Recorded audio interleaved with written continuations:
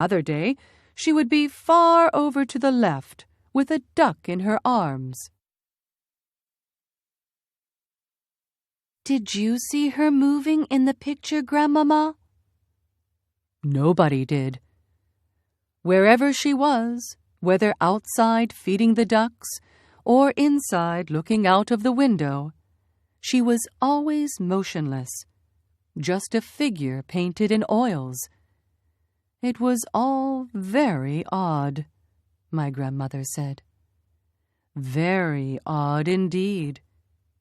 And what was most odd of all was that as the years went by, she kept growing older in the picture.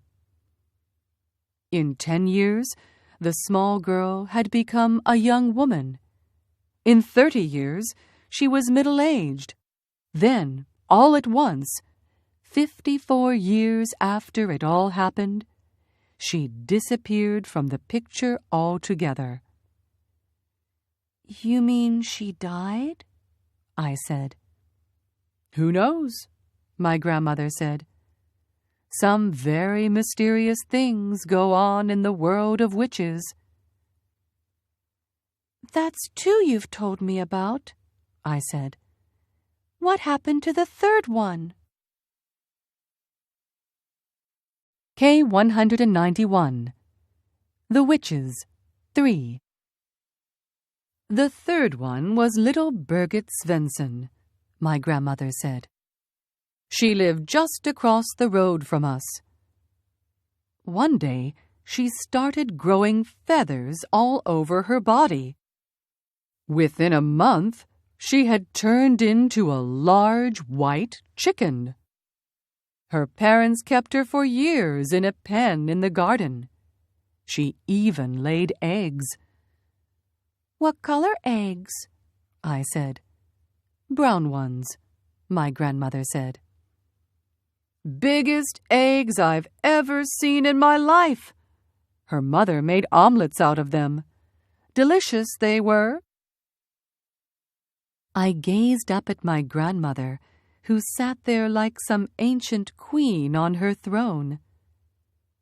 Her eyes were misty gray, and they seemed to be looking at something many miles away. The cigar was the only real thing about her at that moment, and the smoke it made billowed round her head in blue clouds. But the little girl who became a chicken didn't disappear? I said. No, not Birgit. She lived on for many years, laying her brown eggs. You said all of them disappeared. I made a mistake, my grandmother said. I am getting old. I can't remember everything. What happened to the fourth child? I asked. The fourth was a boy called Harald, my grandmother said. One morning, his skin went all grayish-yellow. Then it became hard and crackly like the shell of a nut. By evening, the boy had turned to stone. Stone? I said. You mean real stone? Granite, she said. I'll take you to see him if you like. They still keep him in the house. He stands in the hall, a little stone statue. Visitors lean their umbrellas up against him. Although I was very young, I was not prepared to believe everything my grandmother told me.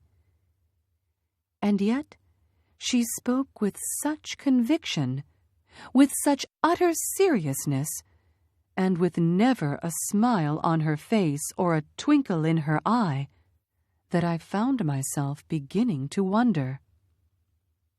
Go on, Grandmama, I said. You told me there were 5 altogether. What happened to the last one? Would you like a puff of my cigar? She said. I'm only 7, Grandmama. I don't care what age you are, she said. You'll never catch a cold if you smoke cigars."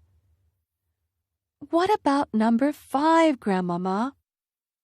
"Number 5, she said, chewing the end of her cigar as though it were a delicious asparagus, "was rather an interesting case." A 9-year-old boy called Leif was summer holidaying with his family on the fjord, and the whole family was picnicking and swimming off some rocks on one of those little islands. Young Leif dove into the water, and his father, who was watching him, noticed that he stayed under for an unusually long time. When he came to the surface at last, he wasn't Leif any more. "What was he, Grandmama?" "He was a porpoise." "He wasn't. He couldn't have been." "He was a lovely young porpoise," she said, "and as friendly as could be." "Grandmama," I said. "Yes, my darling?" "Did he really and truly turn into a porpoise?" "Absolutely," she said. "I knew his mother well. She told me all about it. She told me how Leif the porpoise stayed with them all that afternoon, giving his brothers and sisters rides on his back. They had a wonderful time. Then he waved a flipper at them and swam away, never to be seen again." "But, Grandmama," I said, "how did they know that the porpoise was actually Leif?" "He talked to them," my grandmother said. "He laughed and joked with them all the time he was giving them rides." "But wasn't there a most tremendous fuss when this happened?" I asked. "Not much," my grandmother said. "You must remember that here in Norway we are used to that sort of thing. There are witches everywhere.